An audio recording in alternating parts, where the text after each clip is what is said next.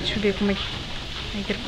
Queria que você passasse um panorama pra gente, assim, uma reflexão sobre esse olhar ainda muito estigmatizado sobre a juventude, que ao invés de perceber a juventude como vítima de uma série de violações de direitos humanos, percebe a juventude como violadora desses direitos. Então, esse estigma de juventude desinteressada, violenta, agressiva, responsável pelo próprio extermínio, né? Eu queria que você trouxesse um pouco uma reflexão, assim, como é que a gente faz para desconstruir essa percepção, esse olhar intencional para a juventude dessa forma?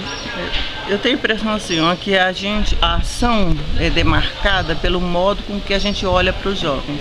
Por exemplo, se eu olho para os jovens como violentos, então a ação que eu vou praticar contra ou a favor deles terá essa perspectiva.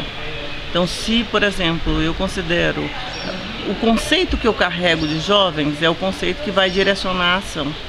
Então, por exemplo, se os políticos, na maioria das vezes, o poder público, na maioria das vezes, considera que o jovem é um perigo, então vai fazer a ação de construir uma quadra de esporte para tirar o jovem da rua.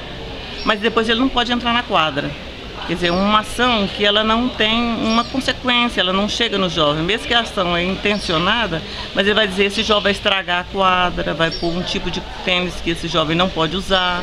Então, desencadeia uma ação que ela não alcança essa juventude, porque ela, o olhar onde tem o jovem como violento, ele é um olhar de eliminação. Então, ele não enxerga o sujeito jovem. Então esse eu acho que é um dos maiores riscos, porque aí você, através da mídia, vai estigmatizar esse sujeito e a gente vai encontrar jovem morto e não vai fazer diferença, porque limpou esse jovem. Vai dizer, ah, mas ele era drogado, ele era isso, ele tinha problemas. Então, como é que a gente pode romper com isso? É romper com esse conceito de jovem com que a gente lida, dizer assim, o jovem. E aí eu acho que a política pública trabalhada pelo Conselho Nacional de Juventude, que é assumir o jovem como sujeito que caminha para a autonomia, eu acho que ele é fundamental, porque aí eu olho para o sujeito e vejo a ação dele, não nessa perspectiva da violência, mas na perspectiva como sujeito. Então eu não vou olhar só a violência do jovem, mas eu vou olhar o jovem na sua integralidade, na sua capacidade, criatividade e tudo isso que o jovem é, de verdade. E como é que